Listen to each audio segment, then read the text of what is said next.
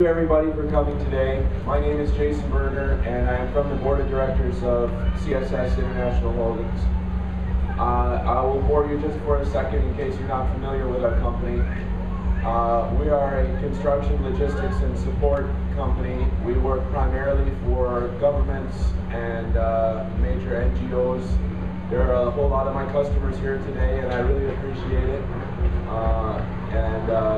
We've been here operating in Haiti since about 5.5 days after the earthquake. We came originally, as we always do, to new markets at the behest of our customers to support them, to build their bases, to construct their facilities that they need right away so that they can begin their missions. But unlike a lot of other companies of that nature, we have a little bit different model. So I don't import 50 million bulldozers from the United States along with a whole bunch of Americans to drive them and then take all the money and send it back to the United States. We bring very, very few Americans. We have 98% Haitian staff, and when we were in Iraq, we had a 99.9% Iraqi staff. And I'm very proud of that, and I think that's the responsible way for a for-profit corporation to operate. But I'm not really here to talk about construction or anything like that. Obviously, what we're here to talk about is Ramase Lajan, which is something that I'm very, very passionate about, and I've happily invested along with some of our other partners to bring this project to this point so that we can show it to you today, including this gigantic green box behind me that everybody's probably curious about, so I'll get to that in a minute. What really drives my passion is livelihoods, and I know that that's shared by everybody at this table and everybody in the pavilion today. And so what makes that, there's a lot that makes this project exciting. I want to talk for just a second, and I know I'm going to reiterate a couple of points, but it's just so exciting that I can't. So basically, plastic is worth money. People are starting to know that more. But the logistics of getting it to Haiti Recycling to get paid cut into your profit margin and or your available time to collect plastics. So let me just explain some of the logistics of that and what type of livelihoods we're talking about creating. Because there's a lot of programs out there, you know, we all know what the minimum wage is, 200 goods a day.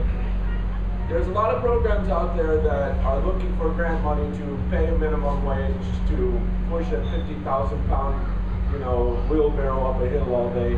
That's not what this is. And that's part of the reason it's so exciting. So I'm going to start by holding up this item here. This is called, not shockingly, a super sack. And this is one of the key components of this process. We have thousands and thousands of these that we purchased and imported into Haiti, and Stefan has as well. So what's the point, right?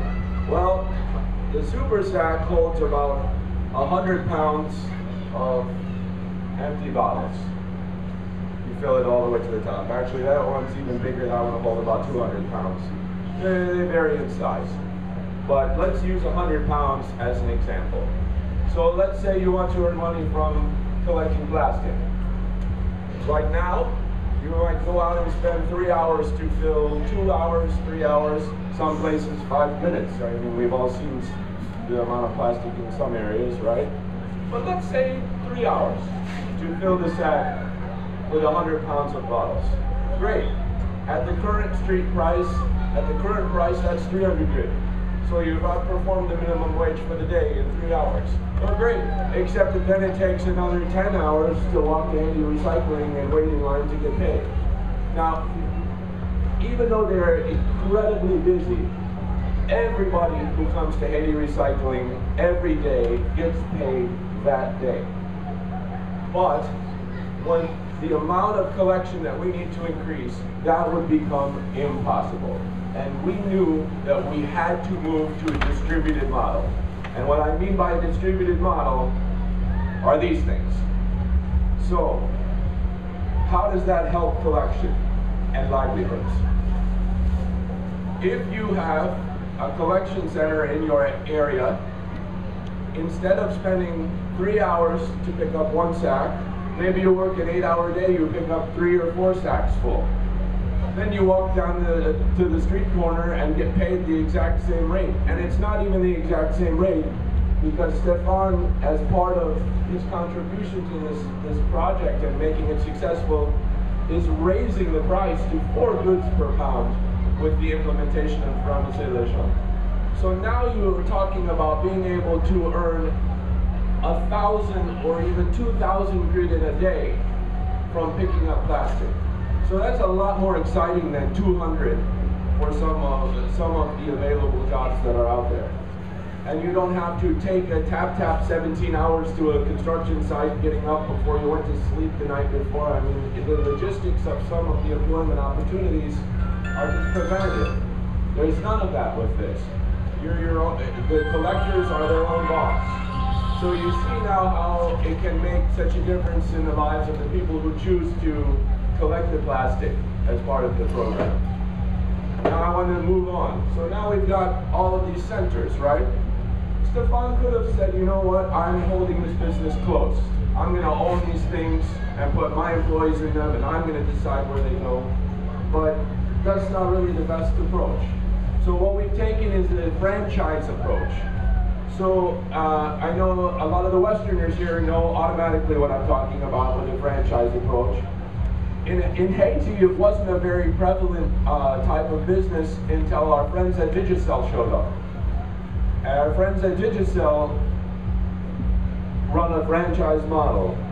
Everybody you see, everybody you buy your minutes from, you know, all the guys with the aprons, they're essentially franchisees. So that's what we're talking about.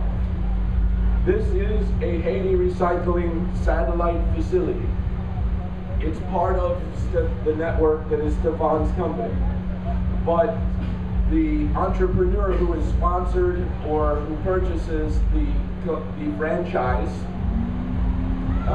is his own business owner. Just like in the United States, you have a McDonald's, you own that McDonald's, but it's still a McDonald's. And it still follows the McDonald's rules, and it still operates like all the other McDonald's. And that model works because people know what to expect, whether they go to the one on this side of town or the one on that side of town. The price is set, it's standard, it's the price that is paid out to the peddlers at these collection centers is the same whether it's the center in your neighborhood or the center across town. So there's no motivation to go any farther than you need to. And we have, which I'll touch on, some great accountability measures built into the program to make sure there's no abuse of that very critical rule. So, so now I've been sponsored or I've purchased one of these. How am I making my money? The more plastic I bring, the more I bring to Stefan, the more I receive my 1 grit per pound. I receive. So again, I'm going to just say this calculation one more time. I pay out, and the rate is different for materials, but the vast majority is PET, which is like your water and Pepsi bottles. So that's the material that I'm basing this discussion on. So you pay out 4 grit per pound for however much PET your community brings you. Then when you're when you've compacted it down to 1/10 of the volume to reduce your transport costs and logistics, right? And you take it to Stefan and you get those 4 grits per pound back. Then you get an additional 1 grit per pound to cover your costs.